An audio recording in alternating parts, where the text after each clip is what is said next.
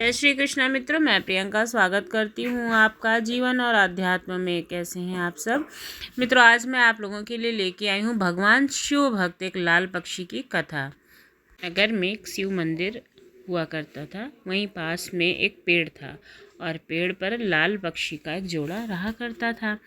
जब भी कोई भगवान शिव की पूजा करने के लिए आता और कथा करता या कोई भी करता, तो फिर वो जो पक्षी थे वो वहाँ सुनने के लिए आ जाते थे। वे अपने आप को रोक ही नहीं पाते थे, मतलब इतना उनमें भगवान की भक्ति थी कि जैसे ही कोई आता था और वो कथा भगवान शंकर की करता, जैसे सावन होता या प्रदोष होता या सोमवार होता, तो आता तो वो दोनों सुनने के लिए वहाँ पर आ जाते थे।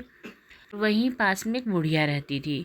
तो जो बुढ़िया थी वो भी भगवान शिव की अनन्य भक्त थी और हर दिन वो मंदिर आती थी, पूजा पाठ करती थी और जब अपने घर जाती थी तो जब अपने लिए भोजन बनाती थी तो गाय के लिए रोटी निकालना और पक्षियों को दाना डालना, कुत्ते के लिए रोटी निकालना और दान पुण्य करना उसका मतलब विशेष काम था। वो हमेशा ये सब चीज़ें करती रहती थी।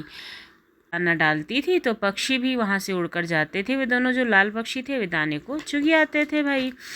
बस एक दिन क्या होता है कि वो जो बूढ़ी माता होती हैं वो दाना नहीं डालती हैं। अब पक्षी जो हैं वो छत पे जाते हैं, देखते हैं तो दाना भी नहीं रखा होता है, ना ही पानी रखा होता है। तो वो परेशान हो जाते हैं कि आखिर बूढ़ी माता जो हैं वो कहाँ गई हैं। तो वो पूरे मतलब नगर में उन्हें ढूंढने लगते हैं कि हो सकता है कहीं बूढ़ी माता गई हो, इस वजह से उन्होंने दाना ना डाला हो, लेकिन उनको वो नगर में कहीं नहीं मिलते हैं। वो पक्षी दोनों बहुत परेशान हो जाते हैं। फिर उनके घर के अंदर वो उड़ते हुए जाते हैं और देखते हैं कि बूढ़ी माता जो है वो अचेत अवस्था में वहाँ पर पड़ी हुई हैं। तो वो उनको जगाने की कोशिश करते हैं लेकिन वो उठती नहीं हैं। तो वो जो पक्षी होते हैं बहुत परेशान होते हैं और वहीं पर जाकर जो शिव मंदिर होता है वहाँ पर तपस्या करने लगते हैं बूढ़ी माता के लिए कि जैसे वो माँ जो बुढ़िया हैं वो ठीक हो जाएं। एक दिन बीतता है, 2 दिन बीतता है, ऐसे कई दिन बीत जाते हैं, हफ्ता बीत जाता है, फिर महीना बीत जाता है। अंत में भगवान शंकर जो होते हैं वो उन पक्षियों की तपस्या को देखकर प्रसन्न हो जाते हैं और सोचते हैं कि ये लोग कब से हमारी तपस्या कर रहे हैं, आराधना कर रहे हैं, हमें इनको अपने दर्शन देने चाहिए, आखिर इनकी क्या तकलीफ़ है। तो भगवान शंकर ऐसा सोचकर वहाँ प्रकट हो जाते हैं और उनसे पूछते हैं कि तुम्हारी क्या समस्या है, तुम पक्षी हो और तुम्हें तो दाना जगह जगह मिल जाता है तो तुम चुग लेते हो और तुम लोग स्वस्थ भी हो, तो तुम्हारी आखिर क्या तकलीफ़ है जो इतनी हमारी तपस्या कर रहे थे और हमारे दर्शन के अभिलाषी थे। तो वो लोग कहते हैं कि प्रभु आपने मुझे दर्शन दिया, वो धन्य हो गया।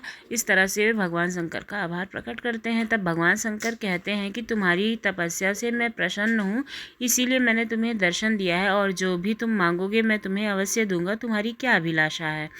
तो जो पक्षी होते हैं वो बताते हैं कि यहीं पास में एक बुढ़िया माई है जिनका घर है और वो हमेशा हम लोगों के लिए दाना पानी छत पे रखते थे, लेकिन एक दिन नहीं था तो हम लोगों ने जाकर उनके घर में देखा तो वो अचेत अवस्था में अपने घर में जर्जर अवस्था में बिल्कुल पड़ी हुई थी और हम लोग चाहते हैं कि वे स्वस्थ हो जाएं और हमारे लिए फिर से दाना पानी रखने लगें। तो भगवान शिव जी उन पक्षियों के जोड़े को ये समझाते हैं कि जो भी इस सृष्टि में जन्म लेता है वो मृत्यु को प्राप्त होता है और यही संसार का नियम है। अब उनका अंत समय आ गया है और उनको मृत्यु प्राप्त होगी, इसलिए तुम कुछ और वरदान मांग लो। अब उनको मतलब उनके जीवन दान के बारे में हमसे ना मांगो। तो फिर वो लोग बोलते हैं कि प्रभु मैंने इतनी तपस्या की है आपकी और इतना ऐसा पूजा करते रहे और वो बूढ़ी माँ भी कि कोई भी ऐसा दिन नहीं बीता जिस दिन वो आपके मंदिर ना आए दर्शन करने के लिए, तो हमें तो वही चाहिए। वो अपनी जिद पे अड़े रहते हैं दोनों पक्षी। तो भगवान शंकर कहते हैं कि मतलब उनको तथास्तु का वरदान देते हैं और उन पक्षियों के साथ बूढ़ी माँ के घर जाते हैं और जैसे ही हाथ फेरते हैं वैसे ही जो बूढ़ी माँ होती हैं वो उठ करके बैठ जाती हैं और भगवान शंकर के चरणों में गिर जाती हैं और कहती हैं प्रभु ज़रूर मैंने कोई ऐसे पुण्य कार्य किए होंगे जिसकी वजह से आपके मुझे दर्शन प्राप्त हुए हैं। ऐसा हमारा कौन सा पुण्य है जिसकी वजह से आपने हमें दर्शन दिया और आपको यहाँ आना पड़ा। तो भगवान शंकर उन बूढ़ी माँ को बताते हैं कि तुम जो दान पुण्य करती थी और जो छत पे पक्षियों के लिए दाना डालती थी, जो दोनों जोड़े पक्षियों के साथ दाना चुगते थे, उन्होंने हमारी घोर तपस्या की है तुम्हारे जीवन दान के लिए। इसलिए मुझे इस धरती पर आना पड़ा और तुम्हें तुम्हारा जीवन से लौटाना पड़ा। तो बूढ़ी माता अत्यंत प्रसन्न होती हैं और फिर भगवान शंकर वहाँ से चले जाते हैं। बूढ़ी माता एकदम स्वस्थ हो गई थी और फिर वो अपने दैनिक कार्य में प्रतिदिन लग जाती हैं और जब छत पे पक्षियों को दाना डालती तो वो दोनों जो जोड़े थे वो आकर के दाना चुगते थे। बूढ़ी माँ ने कहा कि मैं रोज़ दाना डालती हूँ और तुम चुगने आते हो। तुमने हमारे पुत्र के समान कार्य किया है और हमें जीवन दान दिया है, इसलिए मैं चाहती हूँ कि तुम हमारे साथ हमारे घर में रहो।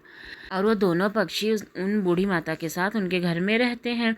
और जब जीवित होने के बाद बूढ़ी माता के पास मतलब अलग अलौकिक शक्ति एक महसूस होने लगी थी और गांव भर में ये चर्चा भी फैल गई कि एक बूढ़ी माता है जो अचेतन अवस्था से फिर से जीवित हुई हैं और अब उनके पास एक अलौकिक दिव्य शक्ति है और वो भगवान भोलेनाथ की बहुत बड़ी भक्त हैं।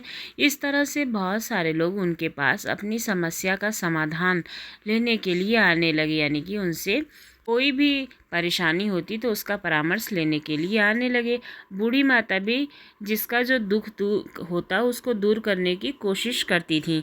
इस तरह से उनका जीवन चलने लगा और एक दिन वो जीवित अवस्था में ही उन्होंने अपने प्राण को त्याग दिया और वो मृत्यु को प्राप्त हुई। वहीं पर भगवान शंकर का बहुत ही भव्य मंदिर बनाया गया जो कि गुजरात में स्थित है और वहाँ पर आज भी गौरैया का जोड़ा हमेशा रहा करता है। तो अगर हम पुण्य कर्म करते हैं, अच्छे कर्म करते हैं, तो हमें उसका फल कहीं ना कहीं अवश्य मिलता है। आपको हमारे द्वारा बताई हुई ये कहानी कैसी लगी ज़रूर बताइए। यदि अच्छी लगी तो चैनल को सब्सक्राइब करना ना भूलिए। धन्यवाद।